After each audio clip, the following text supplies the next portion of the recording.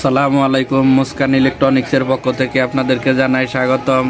তো গায়েস, আজকে আমাদের সামনে একটা ব্যাট ঠিক করতে আনছে কাস্টমারে। তো গায়েস, আমি আজকে এই ব্যাটটা ঠিক করে আপনাদেরকে দেখাবো। এই ব্যাটের কি কি সমস্যা আপনাদেরকে তাও সব দেখাবো। তো গায়েস, দেখতে থাকুন। আর গায়েস, আরেকটা কথা বলতে চাই, আমাদের চ্যানেলটা যদি সাবস্ক্রাইব করে না থাকেন তাহলে সাবস্ক্রাইব করে রাখবেন। আমাদের চ্যানেলের নতুন নতুন ভিডিও পাওয়ার জন্য বেল আইকনটি ক্লিক করে রাখবেন, যাতে নতুন নতুন ভিডিও প্রত্যেকদিন পান। তো গায়েস, শুরু করা যাক। তো গায়েস, এখন আমরা ব্যাটটা সুইচটা টিপ দিতেছি, আমাদের সুইচ টিপ দিতেছি। এখন দেখেন ব্যাটটা ফুটে কিনা, যে সিগন্যাল বাতি জ্বলতেছে কিন্তু ব্যাট ফুটে না। তো গায়েস দেখেন, ব্যাটটা ফুটতেছে না, সিগন্যাল বাতি জ্বলতেছে কিন্তু ব্যাট ফুটে না। এখন আমরা ব্যাটটা খুলবো। তো গায়েস, এখন আমরা ব্যাটটা খোলার পরে সার্কিটটা, ভিতরে একটা সার্কিট আছে, সার্কিটটা মাপিয়ে দেখব যে কোনো পার্টস খারাপ আছে কি না। তো গায়েস, আমরা ব্যাটটা খুলতেছি। ব্যাটের ভিতরে একটা 3 ঠ্যাঙের 882 নম্বর একটা টেন্ডেস্টার আছে, ওই 5টা আমরা মাপবো ব্যাটটা খোলার পরে। এডি বেশিরভাগ যায় আর কি, এই কারণে আমরা সর্বপ্রথম ওই 5টা মাপবো।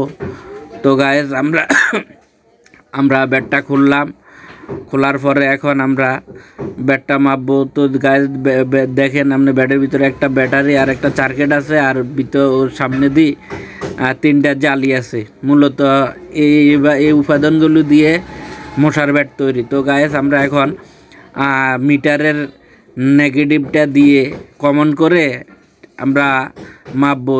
তো আমরা মিটারের নেগেটিভ পিনটা আমরা টেন্ডেস্টারের মাঝ পিনে ধরতেছি। এখন আমরা লালটা দিতেছি, যে রিপ্রেশন দিতেছে, এই যে রিপ্রেশন দিতেছে, এতে বোঝা গেছে যে আমাদের আইসিটা ভালো।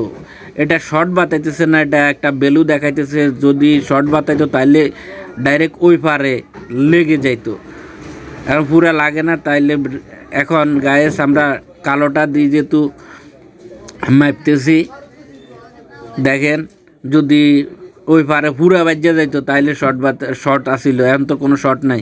এখন লালটা দিতেছি, এখন এ পারে রিফ্রেশন দিবে না, দেখেন এ দিতেছে না, আর ওই পারে দিবে, এ পারে দিবে। দেখছেন, এবারে দিছে, তার মানে আমাদের 882 টেন্ডেস্টারটা ভালো আছে। এখন আমরা কয়েল মাপবো। তো গায়েস, কয়েলে প্রথম রিপ্রেশন এটা ভালো, এটাও মাপে ভালো। তো গায়েস, কয়েলের অনেক সময় সেন শর্ট হয়ে গেলে এরকম ভালো দেখা কিন্তু কাজ করে না। তো গায়েস, আমরা এখন পিএফটা মাপবো। এখানে একটা 223 যে একটা বুস্টার ক্যাপাসিটার আছে, আমরা এটা মাপবো। তো এই বুস্টার ক্যাপাসিটার সাধারণত লাইন না থাকলে ভালো, যেমন এই যে লাইন পাচ্ছি না, তার মানে এটা ভালো। আর বুস্টার ক্যাপাসিটার যদি বেলু বাতাইতো তাহলে খারাপ থাকতো, যেহেতু কোনো বেলু বাতাইতেছে না। দেখেন গায়েস, আবার যেহেতু কোনো বেলু বাতাইতেছে না, তাহলে ব্যাটটা আমাদের বুস্টারটা ভালো।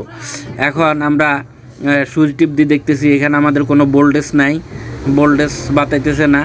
এখানে আমরা এসি 250-তে দিয়ে মানে সুইচ টিপ দিছি। এখন দেখেন যে কোনো এখানে ভোল্টেজ পাওয়া যায় না। এখানে 250 এসি আর 250 দিয়ে আমরা চেক করছি, যদি ভোল্টেজ পাওয়া যেত তাহলে বুঝতাম বুস্টার খারাপ, যেহেতু পাওয়া যায় নাই সেহেতু কয়েল খারাপ।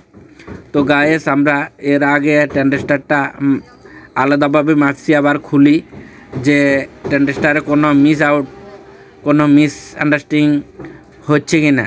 তো গায়েস, আমরা দেখতেছি যে 882 যে টেন্ডেস্টারটা আমরা খুলে মাপলাম, এটি ভালো।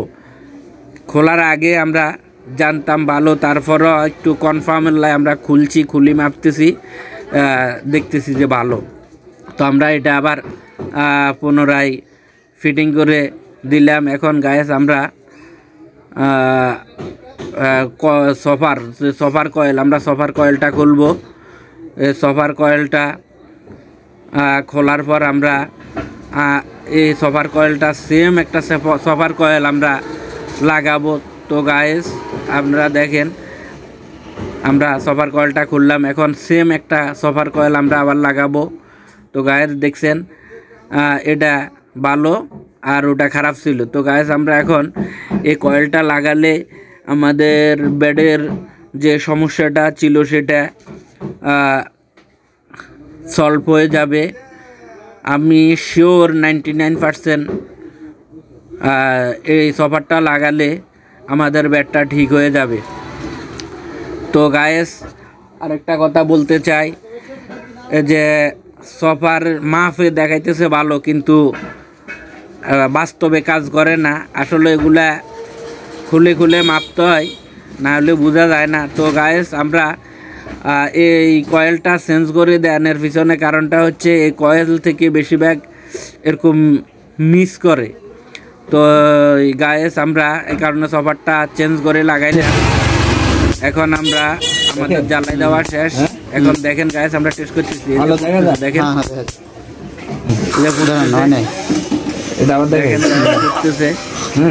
আমাদের কয়েলটা আমাদের ঠিক হয়ে গেছে। দেখেন এই যে স্পার করে মূলত এই জায়গা, এখান থেকে তার যে তারগুলো আছে তারগুলার মাধ্যমে ওই যে নেটটার মধ্যে যায়, এই যে আমরা তার লাগাইতেছি তার মাধ্যমে নেটের মধ্যে স্পার্কটা যায়। তখন আমরা নেটের মধ্যে স্পার্ক করলে সেটা আমরা ব্যবহার করতে পারি এবং সেটা দিয়ে মোটা মরে। তো গায়েস এখন আমরা ফিটিং করতেছি, দেখেন আমরা ফিটিং করতেছি। আমরা সার্কিটের মধ্যে ফুটাই দেখাইছি, এখন আমরা বেডের মধ্যে ফুটাই দেখাইতেছি। তো গায়েস দেখতে থাকুন, আমরা এখন বেডটা ফিটিং করতেছি। ফিটিং করার শেষে আপনাদেরকে আবার কনফার্ম হয়ে দেখাবো যে আমাদের বেডটা ঠিক হয়েছে কিনা। তো গায়েস দেখেন স্পার করতেছে, দেখেন স্পার করতেছে। এখন আমাদের মশার বেডটা ঠিক হয়ে গেছে। তো গায়েস আমাদের ভালো লাগে অবশ্যই হ্যাঁ আমাদের চ্যানেলটা সাবস্ক্রাইব করবেন, ঠিক আছে, নতুন নতুন ভিডিও।